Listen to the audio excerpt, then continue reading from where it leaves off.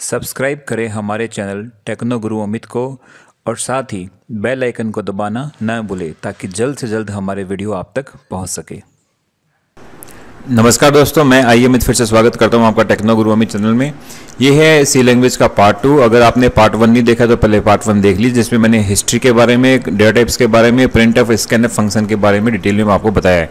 साथ ही मैंने आपको वहाँ बताया था एक ऑनलाइन एडिटर जहाँ पे आप सी के प्रोग्राम रन करवा सकते हो। तो दोस्तों ये है जो पार्ट 2 है, उसमें हम क्या सीखने वाले हैं। उसमें हम सीखने वाले हैं सी में टोकन्स क्या होते हैं, कीवर्ड्स क्या होते हैं, कॉन्स्टेंट्स, वेरिएबल्स और ऑपरेटर। चलिए बिना वक्त खराब किए फटाफट आगे चलते हैं। सी टोकन्स। टोकन्स का मतलब वैसे तो आप समझते हो कि लाइन में जब आप खड़े होते हो तो आपको कई बार क्या है कि लाइन में खड़ा होना नहीं पड़ता, आपको एक टोकन दिया जाता है। लेकिन यहाँ पर टोकन्स का मतलब वो नहीं है। यहाँ पर टोकन्स का मतलब है स्मॉलेस्ट इंडिविजुअल यूनिट्स इन सी। मतलब आपने सी का प्रोग्राम लिखा और उसमें सब छोटी से छोटी चीज़ जो भी होगी वो क्या कहलाएगा, आपका टोकन। तो अब एक प्रोग्राम के अंदर क्या क्या हो सकते हैं, वो उसमें हो सकते हैं आपका कीवर्ड्स, आइडेंटिफायर्स। आइडेंटिफायर मतलब जैसे फंक्शंस और जो नाम वगैरह होते हैं वो क्या कहलाते हैं, आइडेंटिफायर्स। कॉन्स्टेंट्स जिनकी वैल्यू चेंज नहीं होती, स्ट्रिंग, स्पेशल सिंबल्स और ऑपरेटर। और इन छः के छः इन जो वापस देख लो, keywords, identifier, constants, strings, special symbol और ऑपरेटर्स, इन सबको मिलाकर क्या बोला जाता है, टोकन्स। इनको बोलते हैं सी का टोकन, क्योंकि इन सबसे मिलकर आपकी सी का प्रोग्राम बनता है।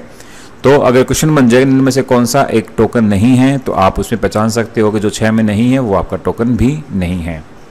फिर बात करते हैं दोस्तों आइडेंटिफायर्स। अब आइडेंटिफायर्स किस में आ गया, टोकन्स के अंदर भी पढ़ा था अपने ने कि आइडेंटिफायर्स क्या होता है। इसमें एक आइडेंटिफायर्स होता है वो एज ए टोकन के रूप में है। तो आइडेंटिफायर्स टोकन का एक हिस्सा है, लेकिन आइडेंटिफायर्स होता क्या है, आइडेंटिफायर्स मतलब आइडेंटिटी, पहचान, मतलब किसी भी एलिमेंट की पहचान उसका क्या कहलाएगी, आइडेंटिफायर्स के अंदर आएगी। जैसे फॉर एग्जांपल आपने किसी भी वेरिएबल्स को नाम दिया या किसी फंक्शन को नाम दिया या फिर किसी एरे को नाम दिया। जब भी आप किसी भी एलिमेंट को कोई नाम दोगे तो वो आपका आइडेंटिफायर्स कहलाएगा। तो each program elements in a C program are given a name. हर एलिमेंट को एक नाम दिया जाता है जिसे क्या बोलते हैं, आइडेंटिफायर्स।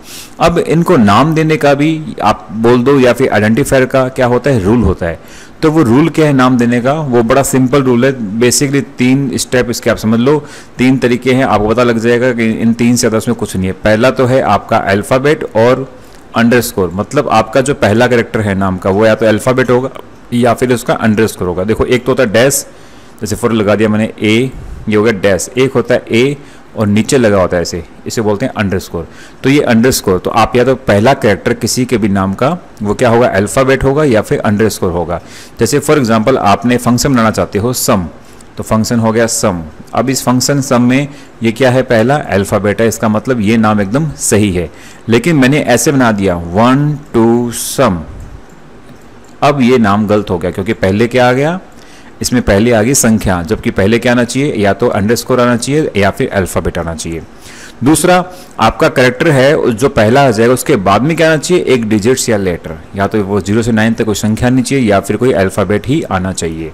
तीसरा punctuation and special characters are not allowed. कोई दूसरे प्रकार के जो भी जैसे डॉट हो गया, कोमा हो गया, ये किसी भी प्रकार के अंदर इसका अलाउ नहीं है। केवल क्या अलाउ है, अंडरस्कोर। तो बेसिकली जो बात घूम के आती है वो आती है अंडरस्कोर, अल्फ़ाबेट और न्यूमेरिकल्स, 3 चीज़ें ही यूज होती है। लास्ट में जो सबसे इंपॉर्टेंट है वो है कि आप किसी भी कीवर्ड का आप इसमें यूज नहीं कर सकते। अब कीवर्ड क्या होता है, जैसे फॉर एग्जांपल इंट, ये अपने आप में क्या हो गया, कीवर्ड हो गया। आप रिटर्न RETU, ये क्या हो गया, कीवर्ड हो गया। मतलब ऐसे वर्ड जो सी के अंदर पहले ही उसका मतलब पहले से डिफाइन किया हुआ है। सी को पता है कि मुझे रिटर्न लिखने पे ये करना है, डिफाइन करने पे ये लिखना है, तो उसको सी को पहले से पता है। तो ऐसे 32 कीवर्ड्स होते हैं, वो नाम इसके अंदर नहीं होना चाहिए। इसलिए हम अगला पढ़ेंगे कीवर्ड्स। कीवर्ड्स एक्चुअल में होते क्या हैं, बताया मैंने। फॉर एग्जांपल सी में कितने कीवर्ड्स होते हैं, 32 कीवर्ड्स होते हैं। सबकी लिस्ट मैंने दे रखी है आपको।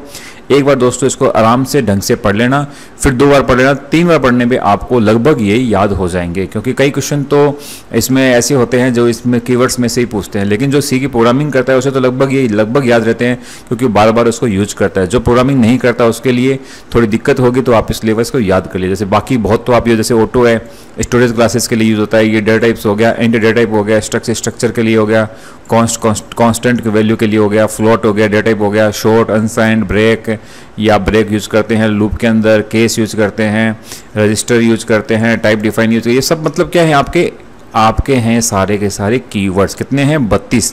तो एक बार इनको ढंग से 2-3 बार पढ़ लेना ताकि आपको नाम इसके याद हो जाए। क्वेश्चन ऐसा बनता है कि जो कंप्यूटर जो सी लैंग्वेज में रिजर्व वर्ड्स उनको क्या कहते हैं, उनको बोलते हैं की वर्ड्स। फिर है दोस्तों कॉन्स्टेंट्स। कॉन्स्टेंट्स का दूसरा नाम है लिटरल्स।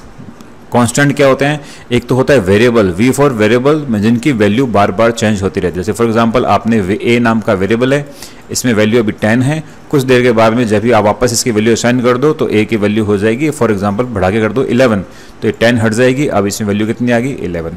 ये क्या कहलाएगा, वेरिएबल, जिसकी वैल्यू पूरे प्रोग्राम में बार बार चेंज होती रहेगी। लेकिन एक आपने बना दिया ए इक्वल टू 10, तो इसकी वैल्यू हमेशा यही रहेगी, कभी भी चेंज नहीं होगी। जैसे फॉर एग्जांपल पाई होता है, पाई का मान आपको पता है क्या होता है, 22/7 होता है, ठीक है। अब ये 22/7 इसकी वैल्यू क्या है, फिक्स है, तो ये प्रकार की क्या होगी, कांस्टेंट होगी, कि इसकी वैल्यू कभी भी चेंज नहीं होगी। तो ऐसे कांस्टेंट होते हैं, इनको लिखने का एक तरीका होता है, और इन्हीं कांस्टेंट का दूसरा नाम क्या है, लिटरल्स। लिखने का तरीका है कॉन्स्ट। तो कॉन्स्ट क्या है, एक कीवर्ड है। देखो आप पीछे गौर करिए, यहाँ पर भी आया था कॉन्स्ट, कहाँ गया कॉन्स्ट, ये रहा कॉन्स्ट, क्या है, कीवर्ड। तो ये कीवर्ड है, कॉन्स्ट लगेगा, डेटा टाइप लगेगा कि किस प्रकार का कॉन्स्टेंट बनाना है, और उस वेरिएबल का नाम। तो होगा तो वेरिएबल, लेकिन उसकी वैल्यू क्या हो जाएगी, एकदम कॉन्स्टेंट हो जाएगी, मतलब कभी भी मूव नहीं होगी, कभी भी कभी भी चेंज नहीं होगी। अब कितने प्रकार का होगा, इंटीजर होगा तो इंटीजर कॉन्स्टेंट, रियल या फ्लोटिंग होगा, यानी उसमें पॉइंट्स की संख्या होंगी, जैसे फॉर एग्जाम्पल 2.5 ऐसी कोई संख्या होगी, तो ये क्या हो जाएगा आपका रियल। ऑक्टल हेक्साडेसिमल में होगी तो कांस्टेंट ऑक्टल हेक्साडेसिमल हो जाएगा। सी के अंदर ओ का मतलब होता है ऑक्टल, एक्स का मतलब इसमें हो जाएगा हेक्साडेसिमल। तो यानी कहीं पे अगर संख्या आपको ओ दिख रहा है तो इसका मतलब ऑक्टल की बात हो रही है, कहीं पे एक्स दिख रहा है तो मतलब हेक्साडेसिमल की बात हो रही है। कैरेक्टर होगा तो कैरेक्टर कांस्टेंट, स्ट्रिंग होता है स्ट्रिंग कांस्टेंट, और बैकस्लैश क्या होता है, जैसे ऐसे लगाकर आपने लिख दिया एन न्यू लाइन के लिए, ऐसे लगा के आपने लिख दिया टी टैब देने के लिए, ये होते हैं बैकस्लैश। तो ये प्रकार के सब क्या होते हैं, कांस्टेंट्स होते हैं। कांस्टेंट्स के टाइप हो गए। तो क्वेश्चन बनता है कांस्टेंट्स क्या होता है बेसिकली, तो कांस्टेंट पता लग गया, जिनकी वैल्यू चेंज नहीं होती। अब इंटीजर कांस्टेंट्स बनाने के रूल हैं, फटाफट पढ़ लेते हैं इनको, कि इंटीजर कांस्टेंट क्या होना चाहिए, एटलीस्ट उसमें कम से कम एक डिजिट होना चाहिए, एक डिजिट ओनली 0 से 9 के बीच में तो होना ही चाहिए। उसमें कोई भी डेसिमल पॉइंट नहीं होना चाहिए, मतलब ऐसा पॉइंट उसमें नहीं लगा होना चाहिए। 2.2 ऐसी कोई संख्या इंटीजर कांस्टेंट नहीं होती। इट कैन आइदर भी पॉजिटिव और नेगेटिव, या तो पॉजिटिव होगी या फिर नेगेटिव होगी। नो कॉमा जो ब्लैंक बता दिया मैंने आपको, कोई कॉमा ब्लैंक इसके अंदर बीच में नहीं लगेगा। कोई भी साइन अगर जो इंटीजर कांस्टेंट है अगर उसमें नहीं लगा हुआ तो बाय डिफॉल्ट क्या होगा, पॉजिटिव। जैसे अगर आपने लिख दिया 25, तो सी के अंदर 25 का मतलब क्या हो जाएगा, प्लस का 25। फिर अलाउ रेंज कितनी आती है इसकी, -32,768 से प्लस के 32,767 तक, ये इसकी रेंज रहती है। इसके बीच में आप ये संख्या डाल सकते हो। रियल के अंदर सब वापस वही चीज़ है, इसके अंदर क्या होगा, एक 1 डिजिट तो होगा, साथ में एक डेसिमल पॉइंट होना जरूरी है। अगर देखो फॉर एग्जांपल मैं एक चीज़ लिख रहा हूँ, याद रखना इस चीज़ को, कि 25 लिख दिया तो ये एक इंटीजर है, लेकिन मैंने अगर फ्लोट ले लिया तो इसकी वैल्यू ये आएगी। अब ये नहीं है कि इसके पीछे अगर 0 के बाद में पॉइंट के बाद में 2 संख्या है तो यहाँ पर 1 या 2 कुछ होना चाहिए, ऐसा जरूरी नहीं है। अगर 25 भी लिखोगे तो फ्लोट ले रखा है तो इसकी वैल्यू ऐसे ही चली जाएगी 25.00, ये फ्लोट के रूप में ही 25 शो करेगा, और इंटीजर ले रखा है तो केवल 25 शो करेगा, सिंपल ऐसे। ये ध्यान रखना, दोनों में फ़र्क होता है। उसके बाद में इट कुड भी आइदर पॉजिटिव, ये भी एड पॉजिटिव और नेगेटिव हो सकती है। अगर आपने कोई शायद नहीं दिया तो क्या हो जाएगी, पॉजिटिव हो जाएगी, और कॉमा ब्लैंक इसके अंदर भी यूज नहीं होते हैं। तीसरा कैरेक्टर हो गया और स्ट्रिंग होगा, ये आपको पता ही है। सिंगल एक जैसे कोट होता है, जैसे फॉर एग्जाम्पल मैंने लिखा एक, तो ये क्या होगा, कैरेक्टर, और मैंने लिखा AB साथ में, तो ये हो गया आपकी स्ट्रिंग। तो इस प्रकार से सिंगल जो भी चीज़ यूज करेंगे, सिंगल डिजिट या फिर सिंगल कैरेक्टर, वो कैरेक्टर में चला जाएगा, और एक से ज़्यादा होंगे तो डबल कोट के अंदर करेंगे, वो क्या होगा, स्ट्रिंग होगा आपका। अब बात करते हैं बैकस्लैश। तो दोस्तों बैकस्लैश बताया मैंने आपको, उनका नाम देख लेते हैं, बैकस्लैश कहाँ कहाँ पे यूज होते हैं। बेसिकली बैक स्पेस देना है तो करेंगे /B, ठीक है। फॉर्म फीड, न्यू लाइन, कैजिटन, horizontal tab, double quote, single quote, backslash, vertical tab, alert, question, octet और ऑक्टल एंड हेक्साडेसिमल, ये सारे आप इनको याद कर लेना एक बार, क्योंकि एग्जाम में ऐसे पूछेंगे कि ये किसका, इसका मतलब क्या है, तो ये क्या है, वर्टिकल टैब। इसका क्वेश्चन, इसका मतलब क्या है, ये है क्वेश्चन मार्क जो अपना बैकस्लैश, ठीक है। इसके अलावा ये पूछ लेंगे ऐसे, तो ये क्या हो गया, सिंगल कोट।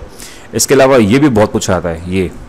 तो बेसिकली क्या होता है, आप सी में कमेंट भी लिखते हैं, लेकिन सी में कमेंट ऐसे लिखते हैं इस प्रकार से, ये होता है कमेंट, और जो ये लिखा हुआ है ये होता है बैकस्लैश, मतलब आप जहाँ भी होगा वहाँ पे बैकस्लैश डाल देगा। अब इस लेकिन अगर आप अभी नहीं समझे हो कि किस प्रकार से काम करता है तो मैंने आपके लिए कुछ यहाँ पे रखा हुआ है। अब इसके अंदर दोनों चीज़ क्लियर हो जाएगी, इसमें कॉन्स्टेंट्स भी क्लियर हो जाएंगे इस प्रोग्राम में, साथ में बैक स्लैश भी क्लियर हो जाएंगे। देखिए कॉन्स्टेंट्स कैसे होता है, कॉन्स्टेंट्स को फॉर एग्जाम्पल मैंने ऊपर डिफाइन करना होता है। देखो हैश इंक्लूड stdio.h, ये तो क्या प्री प्रोसेसर है और ये भी क्या है प्री प्रोसेसर। लेकिन देखो प्री प्रोसेसर का मतलब क्या होता है, प्री प्रोसेसर मतलब होता है हैश से स्टार्ट होने वाले फंक्शन क्या कहलाते हैं, प्री प्रोसेसर डायरेक्टरी कहलाती है।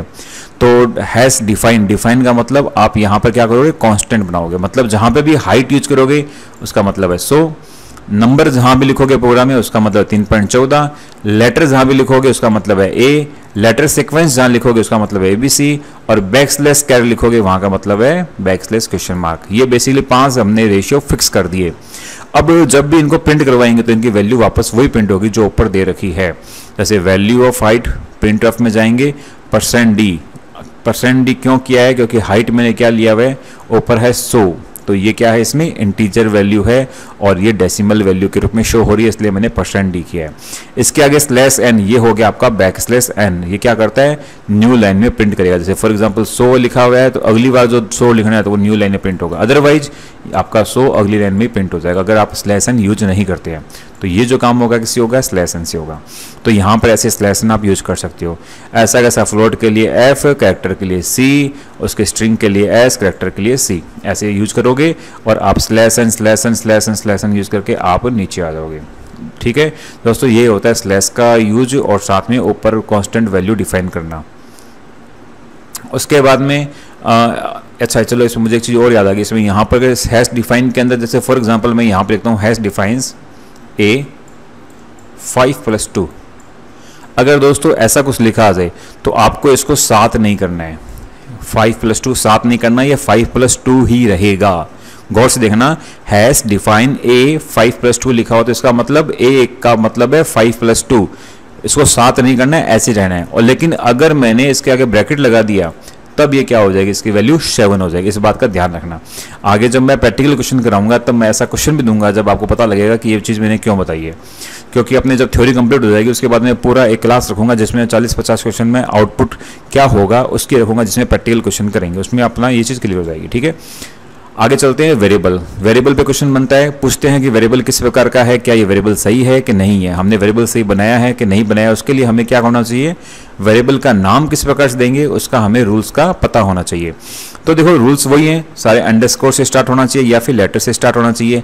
इंपॉर्टेंट चीज़ क्या है कि वेरिएबल क्या होते हैं, केस सेंसिटिव। आपने ए लिखा और ए लिखा, दोनों में क्या होगा, फर्क होगा। They can be constructed with digit और लेटर, डिजिट और लेटर का यूज होना चाहिए, कोई भी स्पेशल सिंबल नहीं होने चाहिए। ये बाकी वही रूल है जो किसके हैं, आइडेंटिफायर्स के, क्योंकि वेरिएबल भी क्या है, अपने आप में एक एलिमेंट है जिसका हम क्या ना कोई नाम देते हैं। तो सब आइडेंटिफायर्स के रूल्स के लगभग सेम ही है। अब इसको डिक्लेयर करना, इनिशियलाइज करना सबको बेसिकली पता भी है, नहीं पता। जैसे फॉर एग्जांपल आपने लिखा INT इंट, तो इसका ये हो गया डेटा टाइप, मतलब ये एक वेरिएबल है जिसके अंदर इंटीजर वैल्यू हम स्टोर कर सकते हैं। और यहाँ पर इसने कर दिया आपको 10, आगे लगा दिया सेमीकोलन, तो ये हो गया इनिशियलाइज करना। हमने इसकी वैल्यू को 10 से इनिशियलाइज कर दिया। अगर कुछ भी नहीं डालेंगे तो क्या ले लेगा, ये गार्बेज वैल्यू। गार्बेज वैल्यू क्या होते हैं, रैंडमली कोई भी नंबर, तो कंपाइलर कोई भी नंबर इसके अंदर डाल देगा गार्बेज वैल्यू, अगर आपने इसको इनिशियलाइज नहीं किया तो। अब वेरिएबल भी दोस्तों 3 प्रकार के होते हैं, लोकल, ग्लोबल और एनवायरनमेंट। मैं आपको सिंपल से ऐसा समझाता हूँ। जैसे फॉर एग्जांपल ये एक प्रोग्राम है, फंक्शन है, यहाँ पर इस फंक्शन के अंदर मैंने कुछ कोड लिख रखे हैं। ठीक है, अब दोस्तों इसके अंदर मैंने यहाँ पे एक वेरिएबल डिक्लेयर किया हुआ है, तो ये जो वेरिएबल है अगर ये इसी फंक्शंस में यूज हो रहा है तो कहलाएगा लोकल वेरिएबल। दोबारा देख लो, एक ये फंक्शन है, इस फंक्शन में मैंने कुछ कोड बनाया है, कोड के अंदर मैंने एक वेरिएबल यूज किया है। अगर ये वेरिएबल इस फंक्शन के अंदर यूज हो रहा है तो क्या है, ये लोकल वेरिएबल। तो इसको बोलते हैं स्कोप। स्कोप का मतलब कहाँ पे यूज हुआ है। जैसे कहते हैं ना आजकल तो इंजीनियरिंग में स्कोप नहीं रहा, मतलब इंजीनियरिंग में काम ही नहीं रहा, वैसे तो scope of local variable will be with in the function only. तो ये फंक्शन है, फंक्शन के अंदर ही रहेगा। ग्लोबल वेरिएबल अगला है, ग्लोबल वेरिएबल। ग्लोबल वेरिएबल को इस फंक्शन के बाहर आप क्या करोगे, डिक्लेयर करोगे। अब ये ए मैंने क्या कर दिया, फंक्शन के बाहर लिख दिया। अब इस ए को मैं इस फंक्शन को भी, इस फंक्शन में भी यूज कर सकता हूं। अगर मैं दूसरा कोई फंक्शन बनाया है तो वहाँ पर भी मैं इस ए को यूज कर सकता हूँ, मतलब सबका मालिक हो गया। एक इसका एक वर्ड कहते हैं ना कि जिसका कोई नहीं उसका खुदा होता है, वो वाली बात है। तो ये क्या होता है, ग्लोबल है। ग्लोबल मतलब इसको कोई भी यूज कर सकता है, कोई भी फंक्शन इसको यूज करता है, लेकिन इसको क्या करना पड़ेगा, इनिशियलाइज करना पड़ेगा। इनिशियलाइज मतलब बताना पड़ेगा कि किस प्रकार का वेरिएबल, जैसे फॉर एग्जाम्पल इंटीजर है, फ्लॉट है, कैरेक्टर है, क्या है, लेकिन इसको कहीं भी बता दो, फिर बाद में कोई भी फंक्शन इसको यूज कर लेगा। तीसरा जो होता है दोस्तों एनवायरमेंटल वेरिएबल, ये बेसिकली होता है ग्लोबल वेरिएबल की तरह है कि इसको कोई भी यूज कर सकता है, कोई भी प्रोग्राम, कोई भी सी का एप्लीकेशन, कोई सी का कोई भी प्रोग्राम इसको यूज कर सकता है, किसको, एनवायरमेंटल वेरिएबल को। लेकिन फर्क क्या है, फर्क ये है कि इसको डिक्लेयर और इनिशियलाइज करना नहीं पड़ता है। Without declaring and initialising an application और सी प्रोग्राम, इसको कहीं पे भी डिक्लेयर नहीं करना पड़ता और कहीं पे भी इनिशियलाइज नहीं करना पड़ता, और उसके बावजूद भी इसको यूज कर सकते हैं। तो वो होते हैं environment variable. Question basically environment variable के बारे में कोई पूछा जाता नहीं है, क्वेश्चन पूछा जाता है लोकल वेरिएबल और ग्लोबल वेरिएबल के बारे में।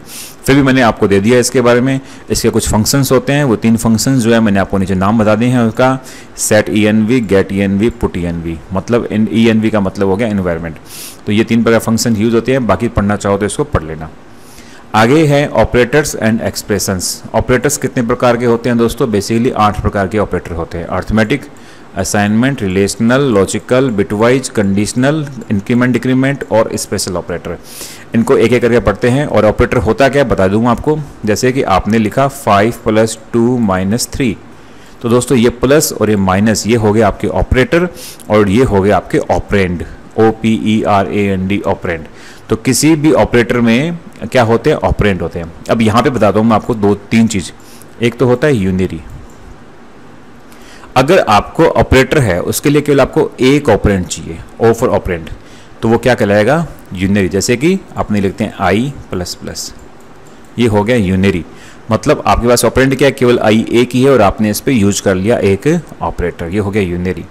फिर दोस्तों होता है बाइनरी। अब बाइनरी में क्या होगा, बाइनरी में 0, 1, 2 होते हैं, तो मतलब जहां पर 2 ऑपरेंड चाहिए वो क्या होगा आपका बाइनरी। जैसे प्लस का निशान लगा दिया बीच में, तो ये क्या हो गया बाइनरी। फिर होता है टर्नरी। टर्नरी का मतलब जहां पे आपको 3 चाहिएंगे, 2, 3, 2 या 2 से ज़्यादा, बेसिकली 3 ही होता है कि 3 अगर वहां पे ऑपरेंड चाहिए तो वो क्या होगा टर्नरी। जैसे कंडीशनल ऑपरेटर्स होते हैं वो क्या होते हैं, टर्नरी ऑपरेटर होता है। अब आगे पढ़ते हैं फटाफट इसको। इसका अर्थमेटिक का तो बता दिया मैंने आपको कि प्लस, माइनस, मल्टीप्लिकेशन, डिवीजन, ये सब आपको चारों को पता है। हो सकता है ये मॉड्यूलस आपको नहीं पता हो तो बता दूं मैं आपको। 4 तो पता है, इसको बताने की जरूरत नहीं है। मॉड्यूलस के बारे में बता देता हूँ। ये तो होता है डिवाइडेशन और ये होता है ऐसे लगाया हुआ मॉड्यूलर डिवीजन। फॉर एग्जाम्पल दोनों फर्क बताता हूँ मैं। डिवाइडेशन का देखते हैं पहले। 11 में आप 2 का भाग लगाओगे, आंसर कितना आएगा 5, शेष वाले कितना बचेगा 1। ये हो गया किसका आंसर, डिवाइडेशन का। मॉड्यूलर डिवीजन में क्या होगा, आप 11 में 2 का भाग लगाओगे, भाग कितनी बार जाएगा 5 बार, पीछे बचेगा क्या 1 बार, ये 1 इसका आंसर होगा। जो शेषफल बचता है मॉड्यूलर डिवीजन वो बताता है आपको कि शेषफल कितना बचा, भाग जाने के बाद पीछे कितना बचा, वो क्या बताएगा आपका मॉड्यूलर डिवीजन। और ये क्या होगा केवल डिवीजन, दोनों में फर्क है, ठीक है। इसका फंक्शन है तो मैंने बता रखा है, फंक्शन आप चाहो तो कर लो। A+B मैंने एक वेरिएबल लिया, एक वेरिएबल है B, इसको क्या बनाया इंटीजर, इसमें मैंने ऐड, सब, multiplication, division, modular division, 5 variable मैंने और ले लिए। इन वेरिएबल के अंदर क्या कर दिया, एक में 2 को जोड़ दिया, घटा दिया, गुणा कर दिया, भाग दे दिया, मॉड्यूलर डिवीजन कर दिया, लास्ट में D करके सबको मैंने प्रिंट कर दिया। तो ये प्रिंट हो गया, इसका आंसर आ गया। आप चाहो तो इसको ऑनलाइन और सी कंपाइलर में कर लेना। असाइनमेंट ऑपरेटर के बाद अर्थमेटिक ऑपरेटर के बाद दूसरा ऑपरेटर है असाइनमेंट ऑपरेटर। वो कौन सा होता है, ये इक्वल। जैसे मैंने कर दिया ना A = 10, तो क्या कर रहा हूँ 10 की वैल्यू A में डाल रहा हूँ, इसको असाइन कर रहा हूँ, इसलिए इसको क्या बोलते हैं असाइनमेंट ऑपरेटर। इक्वल 2 चीज़ें होती है, एक तो होता है ऐसा, एक होता है इसमें C में ऐसा। ये होता है असाइनमेंट ऑपरेटर, ये होता है इक्वल। मतलब ये एक कंपेरिजन ऑपरेटर जो क्या है इक्वल करता है। तो मतलब इक्वल कैसे चेक करेगा, देखो ये रहा, इसे बोलते हैं इक्वल। 2 चीज़ें आपस में बराबर है कि नहीं, रिलेशनल ऑपरेटर है, ये चेक करेगा, ठीक है। तो असाइनमेंट ऑपरेटर समझ में आ गया आपको। असाइनमेंट ऑपरेटर में एक चीज़ बता देता हूँ मैं, जो अक्सर क्या स्टूडेंट के सामने गलती हो जाती है। जैसे फॉर एग्जांपल मैंने लिख दिया A, ये हो गया = B। इसका मतलब क्या है, इसका मतलब है A = A × B, ये उसका फुल फॉर्म हो गया, ठीक है। अगर अभी भी नहीं समझे हो तो देखो, फॉर एग्जांपल मैं आपको वापस आता हूँ, A + = B, इसका मतलब होता है A = A प्लस बी। तो ये जो ऊपर ना ऑपरेटर है ये क्या होता है आगे जाके यूज हो जाता है। तो बेसिकली ये क्या है, इसका एक शॉर्ट फॉर्म है, इसे बोलते हैं अपने शॉर्ट फॉर्म करना, शॉर्ट यूज लेना। जैसे देखो ये है कंपाउंड असाइनमेंट ऑपरेटर, जैसे देखो ये लिखा हुआ है प्लस माइनस मल्टीप्लिकेशन, या ऐसा एग्जाम में पूछ सकते हैं कि इसका मतलब क्या हुआ है। तो इसका मतलब क्या होगा, a equal to A plus B. अगर यहाँ पे माइनस आ गया तो क्या हो जाएगा, a equal to A minus B. ठीक है, रिलेशनल ऑपरेटर दोस्तों आपको पता ही है, सब बताने की जरूरत नहीं है, कौन बड़ा है कौन छोटा है। ग्रेटर देन इक्वल टू बड़ा भी है और बराबर भी है, लेस देन इक्वल टू छोटा भी है और बराबर भी। जैसे फॉर एग्जांपल 5 है 7 है, इसके बीच में मैंने इसके बीच में लगा दिया ये, तो मतलब 5 बड़ा है क्या, नहीं है, तो कंडीशन क्या होगी, फॉल्स। आंसर क्या आएगा, 0। क्यों, क्योंकि इसका आंसर क्या आता है, 0 या 1। 1 मतलब ट्रू है तो 1 आ जाएगा, फॉल्स है तो क्या आ जाएगा, 0 आ जाएगा।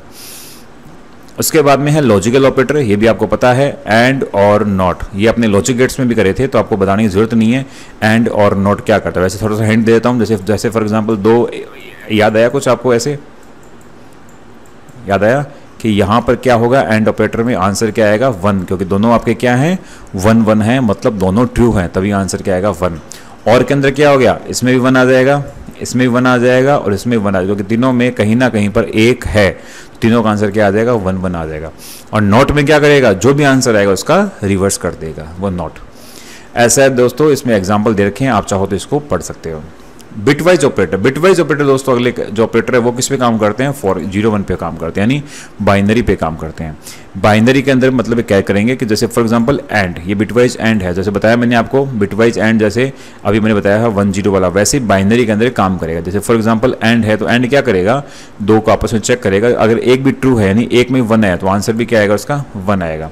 तो ये देख लो, नाम याद कर लेना। जैसे एंड ऑपरेटर के लिए क्या होगा, एम्परसेंड का साइन, बिटवाइज और के लिए ये, नॉट के लिए ये, जोर के लिए कैरेट हो गया, ये लेफ्ट शिफ्ट और राइट शिफ्ट ये हो गया।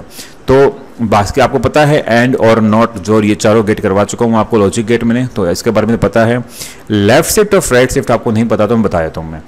देखो फॉर एग्जांपल मैंने संख्या लिखी हुई है, ये कितना है, ये हो गया 1 2 4 5 1 2 4 8 16 32, तो ये हो गया 32 4 और 1, 32 4 36, एक संख्या कितनी होगी, 37। क्या किया मैंने, अगर बाइनरी वाला आपने किया होगा तो आपको पता होगा यहाँ पे कैसे होता है, 1 2 4, अपने ऐसे इसको डेसिमल में कन्वर्ट करते हैं। तो दोस्तों लेफ्ट शिफ्ट क्या करती है, वापस नीचे लिख रहा हूँ मैं इसको, कि मेरे पास ये संख्या पड़ी है, अब मैंने कह दिया लेफ्ट शिफ्ट करना है 2, तो इससे क्या होगा, ये लेफ्ट वाले जो 2 है ना वो आगे खिसक जाएंगे और पीछे क्या हो जाएंगे, 2 0 आ जाएंगे, 0 1 0 0 0 0, ये 2 पीछे आ जाएंगे, तो ये संख्या क्या हो जाएगी, चेंज हो जाएगी। तो पहले इसका मतलब क्या था, 1 2 4 8, पहले इसका मतलब था 8, अब इसका मतलब क्या हो जाएगा, 1 2 4 8 16, अब मतलब हो जाएगा इसका 16। सेम ऐसा कैसा क्या हो जाएगा, राइट में अगर ऐसे चलेगा तो क्या हो जाएगा, राइट शिफ्ट हो जाएगा। ये होता है आपका बिट वाइज ऑपरेटर, जो बिट पर काम करता है। ठीक है, आगे चलते हैं कंडीशनल ऑपरेटर। कंडीशनल ऑपरेटर मैंने बताया टर्नरी ऑपरेटर, क्योंकि इसमें जो ऑपरेंड्स होते हैं वो 3 होते हैं। सिंपल इफ एल्स कंडीशन होती है, कुछ नहीं होता है। इफ एल्स कंडीशन कैसे काम करती है, इफ होता है तो ठीक है, अदरवाइज एल्स में चला जाता है। देखो पहली इसमें क्या होगी कंडीशन, फिर एक होगी वैल्यू, दूसरी होगी फॉल्स वैल्यू। जैसे a बड़ा है 100 से, अगर a बड़ा है 100 से तो ट्रू है तो ये, फॉल्स है तो ये। अगर ऐसा आप नहीं करते हो तो आप ऐसे लिख सकते हो, जैसे फॉर एग्जाम्पल 5 ग्रेटर देन 2, ठीक है, क्वेश्चन मार्क, यहाँ पर आ गया 5, यहाँ पर आ गया 2। अगर 5 बड़ा है 2 से तो 5 आंसर आएगा, अदरवाइज आंसर क्या आएगा, 2, सिंपल एकदम। तो पहले क्या आएगी, आपकी कंडीशन आएगी, उसके बाद में उसका जो पहला आंसर होगा वो, अगर नहीं है तो दूसरा आंसर होगा वो। ये ट्रू होने पर ये आंसर आएगा, फॉल्स होने पर ये आंसर आएगा। इस प्रकार से कंडीशनल ऑपरेटर होता है, इसको टर्मिनल ऑपरेटर भी है। फिर है दोस्तों इंक्रीमेंट एंड डिक्रीमेंट ऑपरेटर, सबसे इंपॉर्टेंट ऑपरेटर जिसके बारे में क्वेश्चन पूछे जाते हैं। ये प्लस प्लस आई, प्लस प्लस ये क्या है बता दूंगा आपको। जैसे ये क्या करते हैं, ये है ये यूनरी ऑपरेटर, मतलब एक ही ऑपरेंड पे काम करते हैं। जैसे फॉर एग्जांपल आई की वैल्यू ले ली, अब उसके आगे लिख दिया आई प्लस प्लस, एक होता है प्लस प्लस आई। तो ये हो गया पोस्ट फिक्स, ये हो गया प्री फिक्स। इसको बोलते हैं पोस्ट फिक्स इंक्रीमेंट, इसको बोलते हैं प्री फिक्स इंक्रीमेंट। क्लियर, ऐसा कैसा, आई माइनस माइनस और माइनस माइनस आई, ये हो गया प्री फिक्स डिक्रीमेंट, ये हो गया पोस्ट फिक्स डिक्रीमेंट। 4 प्रकार के होते हैं। अब दोस्तों क्या काम करते हैं, कैसे काम करते हैं, इसके लिए मैं एक अलग से वीडियो बनाऊंगा जिसके अंदर मैं सिर्फ आपको इंक्रीमेंट और डिक्रीमेंट ऑपरेटर्स ही समझाऊंगा। तो वेट करिए तब का, क्योंकि अभी बढ़ाऊंगा तो बहुत लंबा हो जाएगा, मुझे इसमें साथ साथ में आपको इसके प्रैक्टिकल भी करवाने पड़ेंगे, क्योंकि ऐसा क्वेश्चन एग्जाम में 100% मिलेगा आपको। इसलिए एक बार मैं इसको यहाँ पे स्किप कर रहा हूँ, और जब मैं आपको नया वीडियो बताऊंगा इसके बराबर डेडिकेटेड वीडियो, तब मैं आपको इसके बारे में कंप्लीट समझाऊंगा। ओके, फिर है special operator in C. Special operator C में जैसे एक तो हो गया एम्परसेंट। ये क्या करता है, आप जब लिखते हो ना स्कैनएफ के बाद में एम्परसेंट ए करते हो, तो वो क्या करता है, एम्परसेंट उस ए जो वेरिएबल है उसका एड्रेस बताता है कंपाइलर को, कि आपको जो वैल्यू डालनी है वो कहाँ पे डालनी है। एम्परसेंट वो क्या है, एड्रेस होता है। उसके बाद में एक होता है एस्टरिस्क। एस्टरिस्क क्या काम करता है, इसको बोलते हैं एस्टरिस्क, स्टार जो बना होता है इसको बोलते हैं एस्टरिस्क। ये काम करता है वेरिएबल पॉइंटर के रूप में, मतलब किसी भी वेरिएबल का क्या बताएगा, एक पॉइंटर वेरिएबल है। जैसे फॉर एग्जांपल आपका एक ब्लॉक है मेमोरी का, यहाँ पे पड़ा है 10, तो यहाँ पर क्या होगा, इसका कोई ना कोई एड्रेस तो होगा। ये फॉर एग्जाम्पल इसका एड्रेस का नाम हो गया, इस एड्रेस को होल्ड कौन करेगा, पॉइंटर। तो बेसिकली ये किस में काम आएगा, पॉइंटर के अंदर काम आएगा। फिर है साइज ऑफ, अपने पहले इसके बारे में किया था, मतलब किसी भी चीज़ का अगर साइज निकालना है तो वो इसके बीच में पैरेंथेसिस के बीच में लिख दो, उसका साइज बता देगा। जैसे साइज ऑफ कैर, तो आप कैर कितने बाइट लेता है उसका साइज आपको बता देगा। जैसे फॉर एग्जांपल कैर कितने लेता है आपको पता है, आपको 1 बाइट लेता है तो 1 बाइट इसका आंसर हो जाएगा, साइज ऑफ। ये है स्पेशल ऑपरेटर। और लास्ट में दोस्तों मैंने आपको बताई यहाँ पर एक प्रेसिडेंस बताई है, क्योंकि देखो कई भी ऑपरेटर होते हैं उनको कौन पहले सोल्व होगा कौन बाद में सोल्व होगा, इसकी एक प्रेसिडेंस है। वैसे तो इसको बहुत ये टेक्निकल है, बहुत इसमें क्या कहता है समझने वाली चीज़ें हैं, लेकिन अभी आईए के हिसाब से बता रहा हूँ मैं, या फिर जहाँ भी क्लर्क में पूछे जाते हैं तो ज़्यादा डीप में नहीं पूछा जाता है। मैं आपको मेन में बता दूँ आपको क्या क्या याद करना है। मेन आपको रखना है एक तो ये प्रीफिक्स और इनक्रीफिक्स, ये आपको पता लगाना है कैसे, कि यहाँ पर होता है। अब ये सारे एक ही लेवल के हैं, ये देखो जो ब्लॉक दिख रहे हैं सब एक ही लेवल के, ऐसा नहीं कि ऊपर नीचे, सब एक ही लेवल के हैं। इसलिए अगर सब आपको एक ही एक्सप्रेशन में मिल जाए तो आपको साइड में ये अप्लाई करना है, लेफ्ट टू राइट।